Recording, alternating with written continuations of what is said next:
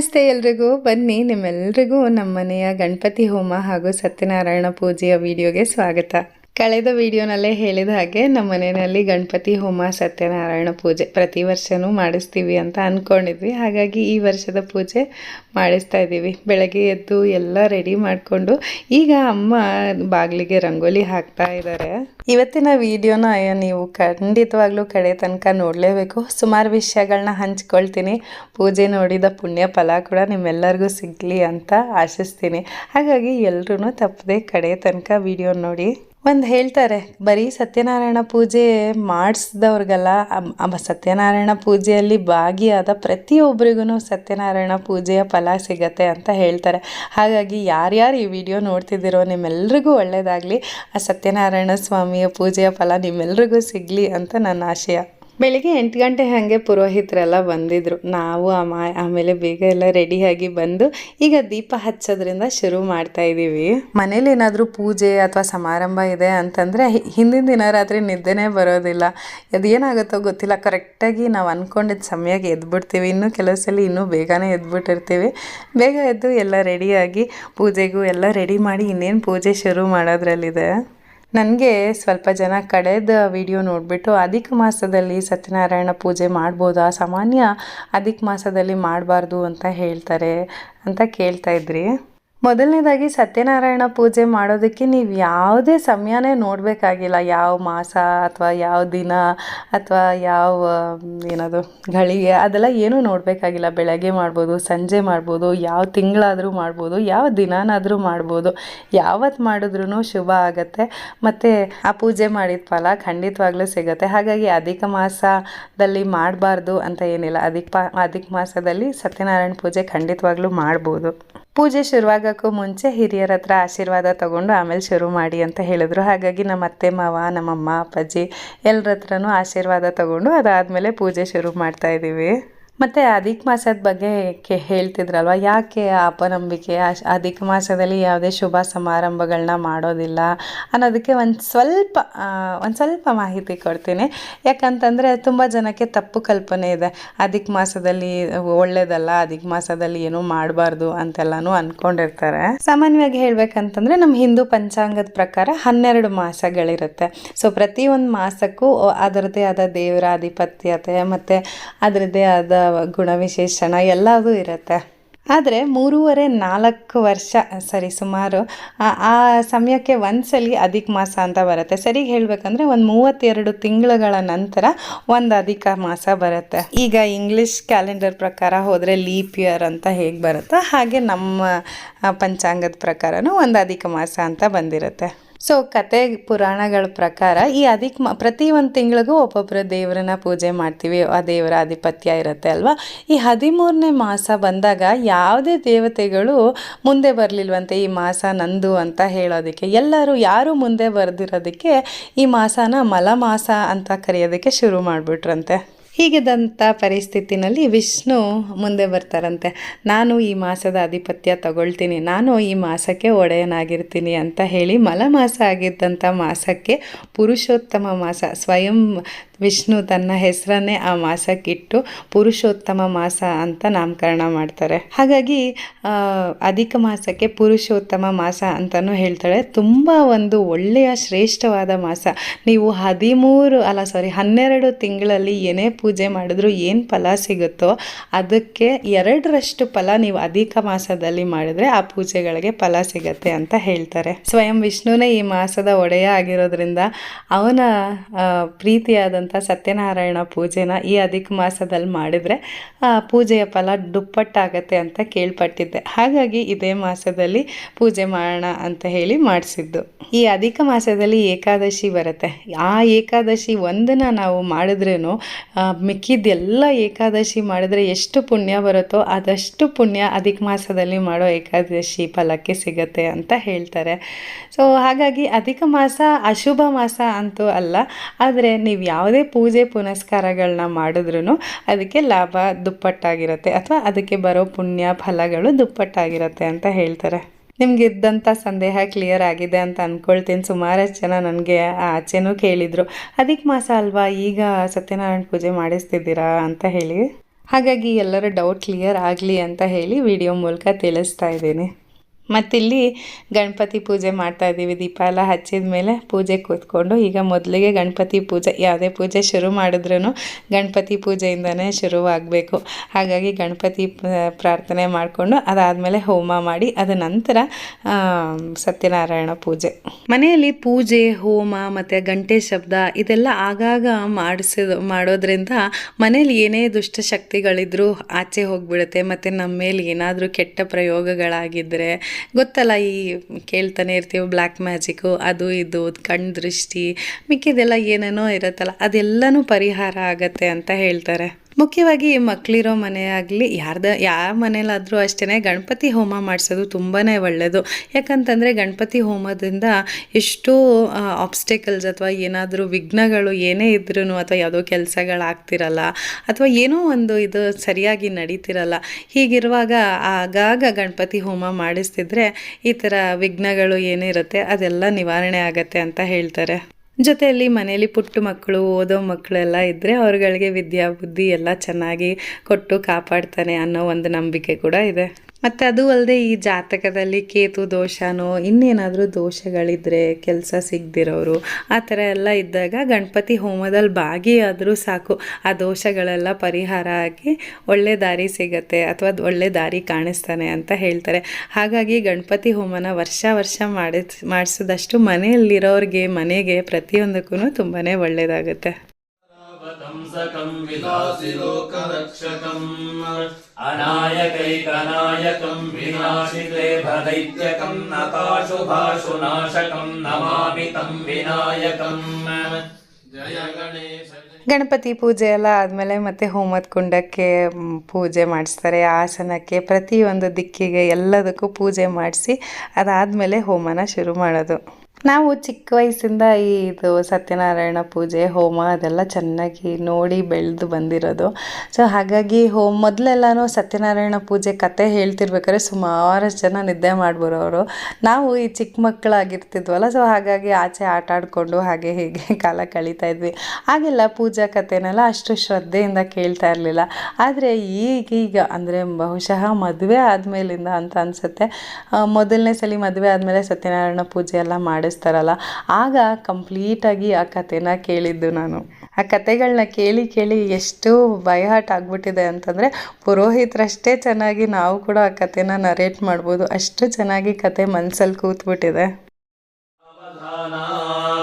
ಆದಾಹಂಬುಜ ಸಂಭವಾದಿಗತಃ ಶಾಶ್ವತಃ ಸಂಪುಲ್ಲಾಮರಗುಂಡಲೀಕನಯನಃ ಪುಣ್ಯ ಪುರಾಣ ಕುಮಾರ ಲೋಕೇಶ ಶುದ್ಧಚೋದಿತೋ ಮೃಹರೋ ಮತ್ಸ್ಯಾವತಾರೋ ಹರಿ ಶ್ರೀಮಾನ್ ಸಿಂಹಗಿರೀಶ್ವರಃ ಕರುಣಯಾ ದದ್ಯಾತ್ ಸದಾ ಮಂಗಲಂ.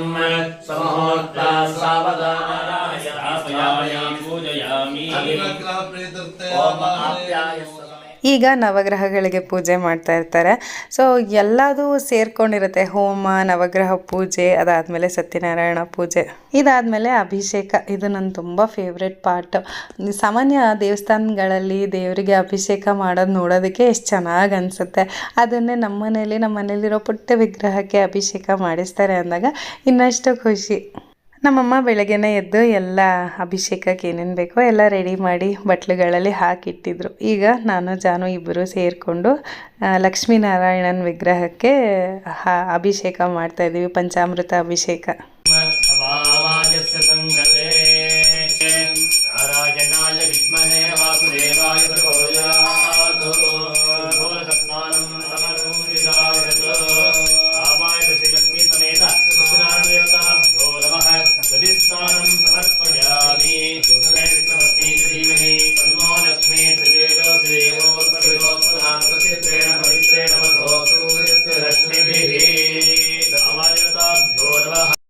ಪಂಚಾಮೃತ ಅಭಿಷೇಕ ನಡೀತಾ ಇದೆ. ಮೊದಲಿಗೆ ತಿಳಿಯಾದ ನೀರಿಂದ ಒಂದ್ಸಲಿ ಅಭಿಷೇಕ ಮಾಡಿ ಅದಾದಮೇಲೆ ಎಲ್ಲ ಹಾಲು, ಮೊಸರು, ಜೇನು, ತುಪ್ಪ, ಸಕ್ಕರೆ ಇಷ್ಟರಿಂದನೂ ಅಭಿಷೇಕ ಮಾಡ್ತೀವಿ. ಇದೆಲ್ಲ ನೋಡೋದಕ್ಕೆ ಎಷ್ಟು ಚೆನ್ನಾಗಿ ಅನಿಸುತ್ತೋ ಮಾಡೋದಕ್ಕೂ ಅದಕ್ಕಿಂತ ಹೆಚ್ಚು ಚೆನ್ನಾಗಿ ಅನಿಸುತ್ತೆ. ಏನೋ ದೇವರಿಗೆ ನಾವೇ ಖುದ್ದಾಗಿ ಅಭಿಷೇಕ ಮಾಡ್ತಿದ್ದೀವೇನೋ ಅನ್ನೋ ಒಂದು ಭಾವನೆಯಲ್ಲಿ ಮಾಡಿದಾಗ ಇನ್ನಷ್ಟು ಸಮಾಧಾನ, ಇನ್ನಷ್ಟು ತೃಪ್ತಿ ಅಂತ ಅನಿಸುತ್ತೆ.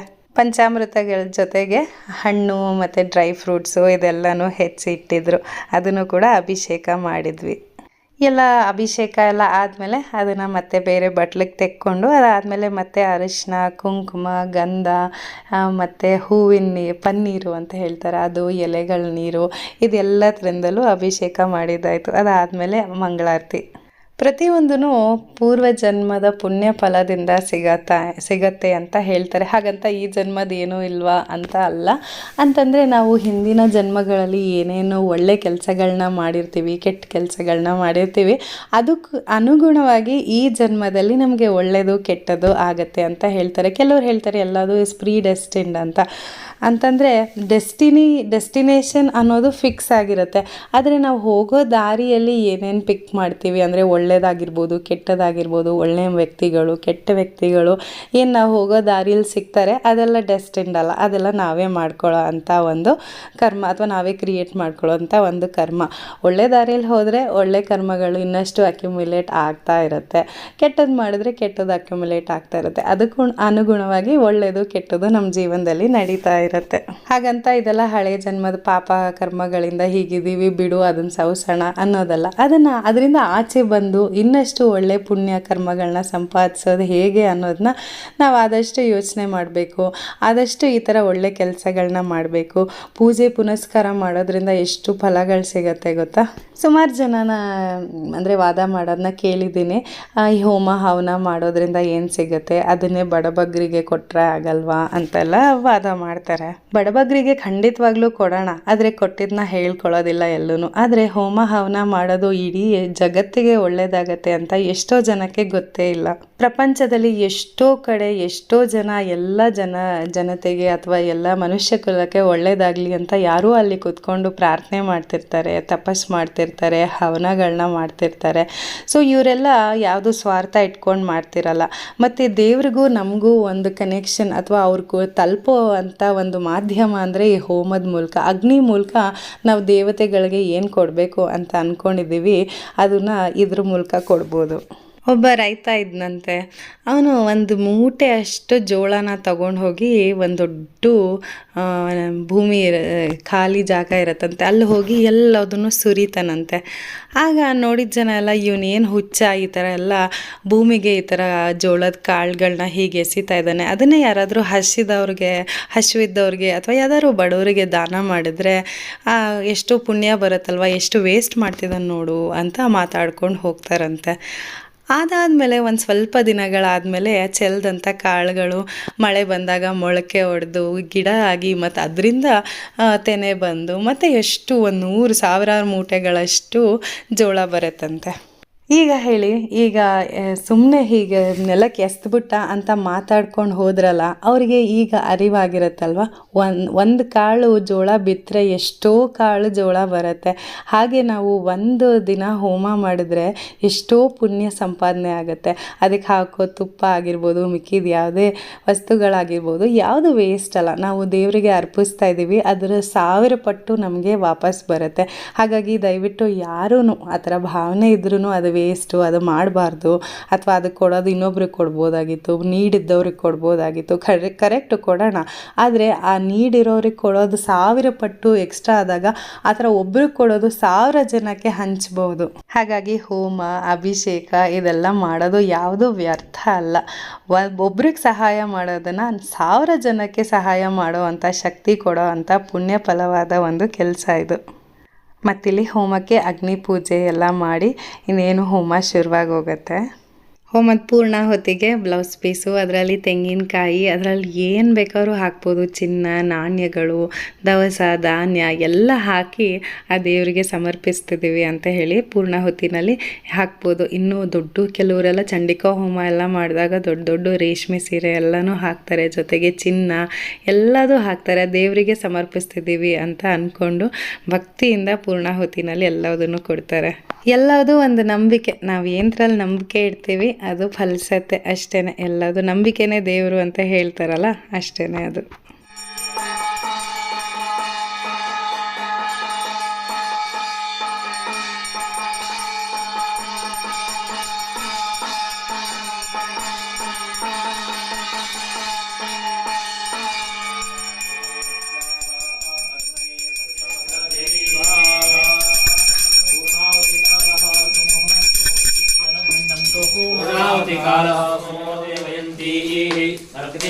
द्रविणं वीक्षमाणाः समुद्रचन्द्रजपुंसते कस्कस्वञ्चम् अव्यवाहरतिम्माषाणाम् दिस्ते नमः पंचकृत्वस्ते नमः प्रार्थनां समर्पयामि ಮಾಡ್ಕೊಳ್ಳಿ ಓಂ ಮಯಿ ಮೇ मयि यज्ञस्तेजो दधातु मयि मेधा मयि प्रजा मयि इन्द्रेन्द्रियं ददातु मयि ಹೋಮ ಎಲ್ಲ ಮಾಡಿದರೆ ನಮಗೆ ಪೂಜೆ ಮಾಡೋರಿಗೆ ಹೋಮ ಮಾಡೋರಿಗೆ ಅಷ್ಟೇನು ಅನಿಸಲ್ಲ, ಆದರೆ ಆ ಸುತ್ತಮುತ್ತ ಪೂಜೆ ನೋಡ್ತಾ ಕೂತಿರ್ತಾರಲ್ಲ ಆ ಹೊಗೆಯಿಂದ ಕಣ್ಣೆಲ್ಲ ಉರಿ ಆಗಿಬಿಡುತ್ತೆ. ನಾವು ಅಷ್ಟೇ, ಬೇರೆಯವ್ರ ಮನೆಗೆ ಈ ಥರ ಹೋಮ ಎಲ್ಲ ಆಯಿತು ಅಂತಂದರೆ ಆಚೆ ಹೊಟ್ಟೋಗ್ತೀವಿ, ಕಣ್ಣು ಉರಿ ತಡೆಯೋಕ್ಕಾಗಲ್ಲ ಅಂತ. ಆದರೆ ಪೂಜೆ ಕೂತಿರೋರಿಗೆ ಮಾತ್ರ ಏನೇನೂ ಆಗೋದಿಲ್ಲ. ಮತ್ತು ಆ ಹೋಮ ಆಡ್ತಿರ್ಬೇಕಾದ್ರೆ ಏನೋ ಒಂಥರ ಡಿವೈನ್ ಸ್ಮೆಲ್, ಅದು ನನಗಂತೂ ಬಹಳನೇ ಇಷ್ಟ. ಇಡೀ ಮನೆಯೆಲ್ಲ ಅದು ಘಮ ಘಮ ಅಂತ ಇರುತ್ತೆ.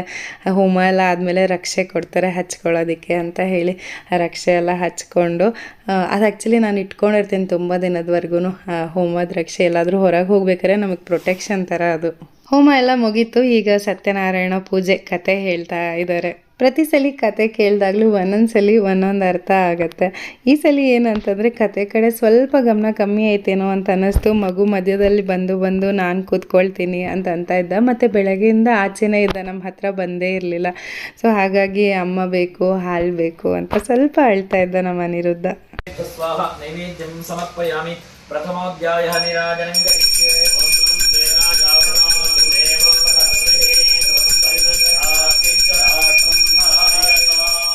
ಕತೆ 5 ಅಧ್ಯಾಯಗಳು ಮುಗಿದ ಮೇಲೆ ಈಗ ಮಹಾಮಂಗಳಾರತಿ ನಡೀತಾ ಇದೆ. ಎಷ್ಟು ಬೇಗ ಪೂಜೆ ಮುಗೀತೋ ಗೊತ್ತೇ ಆಗಲಿಲ್ಲ. ಬೆಳಗ್ಗೆ ಕೂತಿದ್ದಷ್ಟೇ ಗೊತ್ತಾಗಿದ್ದು, ಮತ್ತು ಪೂಜೆ ಮುಗ್ದಿದ್ದೇ ಗೊತ್ತಾಗಲಿಲ್ಲ.